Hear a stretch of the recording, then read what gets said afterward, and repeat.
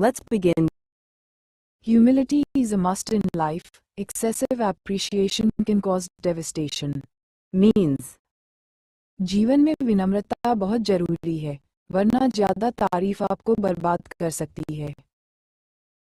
उदाहरण, यानी कि जीवन में हमें अपनी कमियों को स्वीकार करना चाहिए और दूसरों के साथ विनम्रता से पेश आना चाहिए।